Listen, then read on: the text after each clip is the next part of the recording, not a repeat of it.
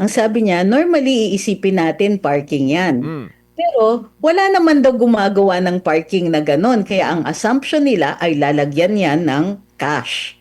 So, kumbaga para sa akin, the secretary should refrain from speculating. Kasi kung gusto niyang siya yung nagiging spokes o sarili niyang spokes para sa departamento niya, he should only be releasing facts. So itong pag-aano niya, pag-speculate niya ay maliwanag na attempt na idiin ang isang tao who still remains a suspect right now ha, kumbaga hindi pa akusado si Zaldico. And therefore, dapat nag-iingat siya. Yung speculation na ganyan, maliwanag, intends to rile up public anger against a person who is not even yet on trial. Hindi ito katulad ng simpleng paglalabas ng impormasyon, simpleng paglalabas ng isang listahan, naggagawa siya ng senaryo o spekulasyon para idiin ang isang tao. And he should really refrain from that. It's unbecoming of him as the secretary of the DILG.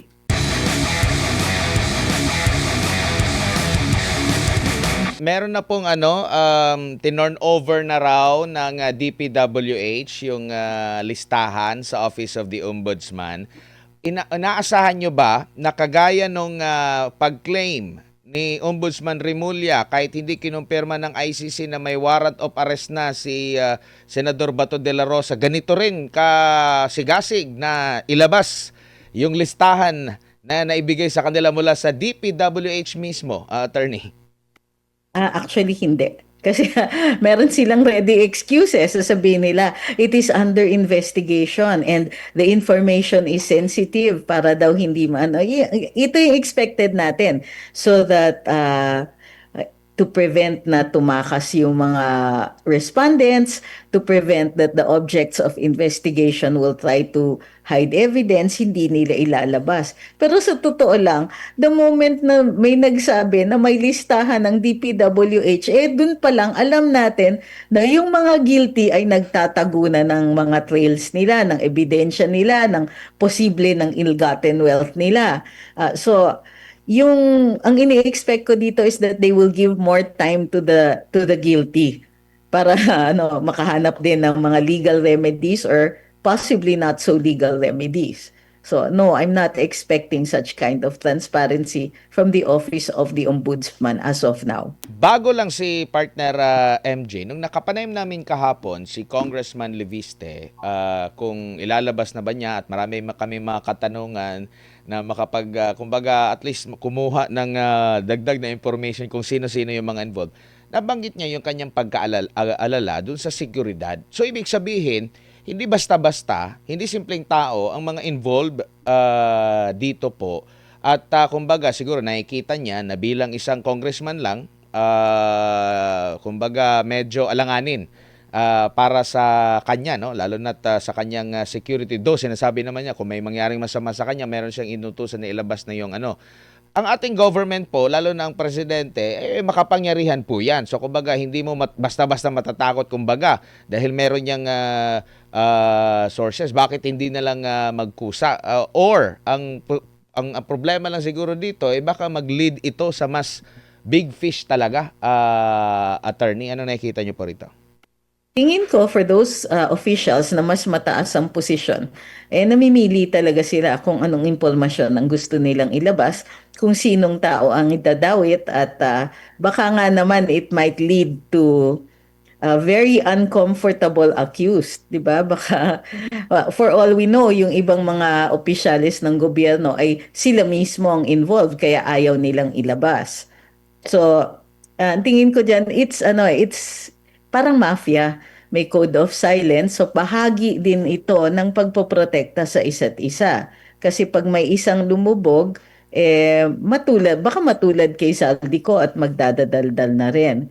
So nakikita natin, this is parang conspiracy yan, di ba? Pati sa pagpoprotekta ng isa't isa, it's an act of protecting yourself. So as long as hindi sila naglalabas at naaamoy ng publiko na mayroon silang tinatago, the danger na sila po ay kumbaga may public backlash against them, then that remains real. Tuloy-tuloy yan until the information is made available. But even later on pag lumabas na yung impormasyon, tingin nila makakalimutan ng publiko yung hesitation dito sa paglalabas ng impormasyon. I don't think so. Opo, ma'am, good evening. Si MJ po ito. IMJ. Andito po tayo sa business, information of business, no? Merong nangyari ngayong araw at may sinabi si Secretary John Vic Remulla. Nabalitaan po ninyo, ma'am, na parang naguhukay daw ng basement itong si Zaldico at mukhang imbaka ng pera sa ilalim ng lupa. Anong tingin mo doon, ma'am? Assumptions. Ay nako, kung titingnan ninyo ng mabuti yung sinabi ni Secretary John Vic Remulla, ang sabi niya, normally iisipin natin parking yan. Pero wala naman daw gumagawa ng parking na ganon, kaya ang assumption nila ay lalagyan yan ng cash. So, kumbaga para sa akin, the Secretary should refrain from speculating. Kasi kung gusto niyang siya yung nagiging spokes o sarili niyang spokes para sa departamento niya, he should only be releasing facts. So itong pag-speculate niya ay maliwanag na attempt na idiin ang isang tao who still remains a suspect right now kumbaga hindi pa akusado si Zaldico. And therefore, dapat nag-iingat siya. Yung speculation na ganyan, maliwanag, intends to rile up public anger against a person who is not even yet on trial. Hindi ito katulad ng simpleng paglalabas ng impormasyon, simpleng paglalabas ng isang listahan. Naggagawa siya ng senaryo o spekulasyon para idiin ang isang tao. And he should really refrain from that. It's unbecoming of him as the Secretary of the DILG. Ma'am, pares ba tayo nang iniisip para si Zaldico na lang ang guilty at siya ang pinakamasama sa issue at anomalya sa flood control? Ay, yun na nga ang nangyayari dito. Ang nakikita natin, parang yung investigasyon ay nililimita na lang hanggang kay Zaldico. At kung matatandaan natin dun sa ICI, maraming naglalabas ng conclusion or na si Speaker Martin Romualdez, ang pinaka-liability niya would be administrative. Negligent daw siya dahil hindi niya masyadong sinupervise si Congressman Zaldico and therefore got away with it. So nung naglabas sila ng ganyang klaseng storya, kasi kung titignan ninyo yung mga announcements, they don't limit themselves to fact. Okay, hindi sila sinasama nila yung kanilang speculation. Sinasama nila yung kwento. Gusto nila i-lead yung publiko doon sa conclusion na gusto nila. Which is not the job of government right now. Kung investigador ka at mag-a-announce ka, facts lang. Hindi pwede yung kasama yung speculation mo kasi you are leading people to a particular conclusion. Sa court nga bawal yan di ba? Bawal ang leading questions except for with certain exceptions. Pero hindi kasi fair yung ganyan. Paano makakalaban ang tao sa laki ng makinarya ng gobyernong desididong gumawa ng kwento laban sa iyo? Yeah. Government is required to be fair. Kaya nga meron tayong Bill of Rights. Hindi ka dapat pinaparatangan ng walang basihan at ang mga resulta ng investigasyon ay dinadala dapat sa hukuman para doon i-determine yung kanyang value as evidence. At kung ito ay titindig bilang ebidensya. Dito, what if may ibang tao, ibang kawani ng gobyerno na naghukay ng basement kasi gusto niya na may playground or play area para sa mga anak niya? Will we also conclude that these people are creating basements para taguan ng cash? Kumbaga hindi siya fair. What the secretary is doing is not really fair. Lalong-lalo na yung tao alam nila hindi is not available para madala sa hukuman at matesting itong ebidensya na ito. Paano naman yung mga binanggit ni Zaldico? Yung mga pangalan, big names. Correct. They should have initiated an investigation. Nagbabanggit siya, binanggit niya ang Pangulo, binanggit niya ang unang ginang, binanggit niya si former Speaker Martin Romualdez. Dapat doon sa pagbabanggit niya ng ganito, nag-i-initiate ng investigasyon to determine kung totoo o hindi ang sinasabi ni Mr. Ko, at kung totoo, mayroong krimen, may ebidensya ng krimen, maumpisahan ang mga proseso. Ngayon, ang Pangulo ay immune from suit, pero hindi siya immune from investigations, lalong-lalo na kung kunwari ang iniimbestigahan ay mga tao sa paligid niya and the evidence leads to his doorstep. Walang choice kung hindi kumpletuhin ng investigasyon para kumpleto ang impormasyon. If ever the president pwede naman isantabi ang ebidensya for impeachment proceedings, o kaya isantabi din para sa later criminal investigations and possibly litigation. So, in this case, ang nakikita natin, naglabas si former Congressman Saldico ng impormasyon at ng identification ng matataas na mga opisyalis ng gobyerno.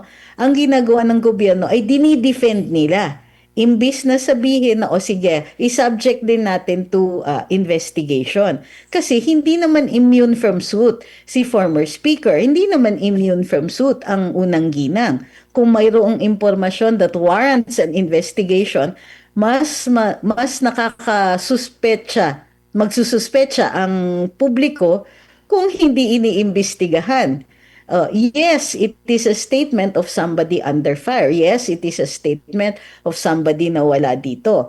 Gayunpaman, in the interests na bumaba ang spekulasyon at suspicions ng publiko, kailangan mayroon man lang, at least go through the motions of an investigation, di ba? Hindi yung sasabihin ninyo na, ay, baliwala, ay walang value ang statement ni Mr. Ko. On the contrary, ang daming pwedeng dahilan para ma-include yan. Or kahit hindi pa naman siya gagawing evidence. In other words, wala pang trial eh. So yung pagkikilatis ng evidentiary value ng sinasabi ni Mr. Ko is premature. But certainly, in the interests of safeguarding the public and safeguarding yung assets ng gobyerno, at the very least, it should be looked into, and a deeper investigation is warranted if an initial investigation indicates na mayroon namang basis ito. And hindi rin natin masabi na walang basihan ng sinasabi ni Mr. Ko given na nagtutugma siya with existing official documents. Ma'am, do you think sa larangan po ng communications, no, yung mga mensahe na nakararating sa taong bayan, do you think yung karamihan ng thinking Filipinos bobo at hindi nila nababasa itong ganitong mga ginagawa ng administrasyon? Never dapat natin ina-assume na ang publiko ay bobo. Unang-una, ang daming tao eh, 'di ba? All you need is ilang mga dalubhasa to explain to the public kung ano ang ibig sabihin ng mga ito. Kung anong ibig sabihin, let's say, ng yung declaration of time of death or yung declaration na found unresponsive.